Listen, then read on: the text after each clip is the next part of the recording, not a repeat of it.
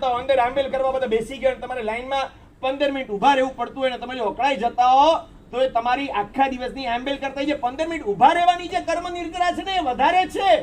આમ આપણે પૂજાની લાઈનમાં ઊભા હોય ને આપણી આગળ વાળો આમ પૂજા કરતો હોય શાંતિથી, જળભરી સંપુટ પત્રમાં યુગલિક નરમાં એક એક દુઓ બોલે ને બહુ આરામથી કરે અને આપણે એની જ પાછળ ઊભા હોઈએ.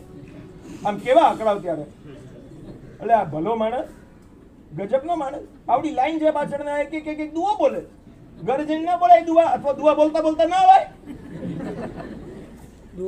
અને બોલવા જોઈએ તો એક બીજા નાના પ્રભુજી સામે કર ભાઈ, તું આરામથી તારી અષ્ટપ્રહર કરી યાર. મૂળના એક ભગવાન ને ક્યાં તું એંગેજ કરીને ઉભો છે? પાછળ લાઈન તો જો કેવા અકળાઈ જાઓ. સેજ આમ હોર્ન વગાડો ને આગળ વાળો સાઈડ ના આપે સાહેબ તોય અકળાઈ જઈએ. કોઈને કોલ કર્યો ને કોલ તમારો રિસીવ નથી કરતા તોય અકળાઈ જાવ છો. વાતે વાતે વાતે વાતે અકળાઈ જાવ છો. જાણે આમ આપણને ખબર નહીં બધે આપણું ધાર્યું જ થવું. દાદા દાદા દાદા કરતો જાવ છો ત્યાં તમને ખબર પડે કે બીજા 4-5 સંઘો એ દિવસે આવ્યા છે એટલે આજે જ આવું તું બધાને ક્યાંય અકળાઈ જાવ છો. એટલે બધા પૂછીને આવે આપણને કે તું જવાનો હોય તો અમે ના આવીએ પાલિતાણા. કેવી વાતો કરો છો, પણ કેવો રાજી થાય માણસ ત્યારે. આમ ગજબ. આજે દાદાને તો દર્શન થયા પણ આજે આ બધા સંઘને દર્શન થયા.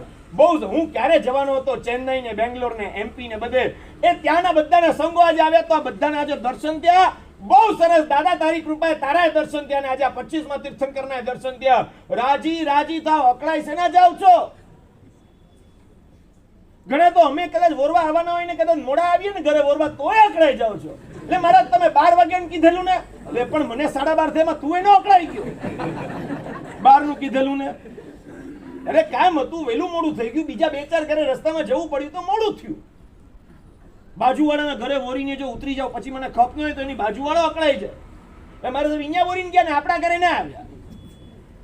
અરે પણ એમાં અકળાવ શેના છો? ખપ નહોતો સાહેબ. પણ ખપ શેનો નહોતો? અરે શેનો નહોતો એટલે નહોતો. ગોચરી આવી ગઈ પણ બાજુવાળાને ત્યાં જાવ ને અમારે ત્યાં ના આવો. ગજબ છો યાર. આમ બાજુવાળાને ત્યાં રેડ પડે તો આમ અકળાવ. એટલે એને ત્યાં તમે ગયા અમારે ત્યાં. વિનંતી કરવી તમારો ધર્મ છે. બધાના ઘરે આવું એવી કઈ અમારો ધર્મ નથી.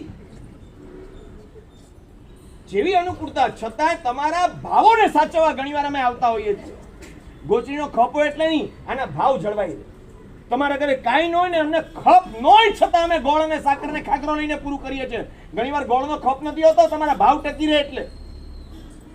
તમે જીવ બાળી બાળીને અડધા થઈ જતો. મારા સાહેબ ખાલી ગયા ખાલી ગયા ખાલી ગયા. ભાઈ ખાલી નથી ગયા, ગોળ અમારે અમે જોતો જ તો એમ કરીને તમને પછી લઈએ અમે. હાલો લ્યો ગોળ.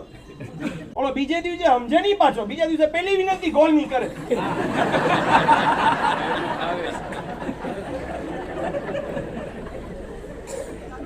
હવે ગઈકાલે કઈ નહોતું એટલે ગોળ લીધેલો. પેલું ગોળ એમ લાગે મહારાજને ગોળ જોતો જશે. વાતે વાતે ઓછું લાગે અને વાતે વાતે આમ પોતે અટવાઈ જાય ને હતાશ થઈ જાય ને. આ તમારી સાધુ પદની આરાધના પૂરી નહીં થાય નથી. 27 કરો એ સારું છે, વિધિમાં કઈ બાકી નહીં રાખતા. પણ નક્કી આ કરજો કે જીવનમાં સ્વભાવ ગર્ભિત વૈભવ આવો જ જોઈએ. સાહેબ ખાવા માટે ભલે ને કાંઈ ન હોય સાહેબ, સ્વભાવ તો રોયલ છે સાહેબ. બીજું કઈ બહુ કરી નથી શકતો પણ સ્વભાવ રોયલ છે. અને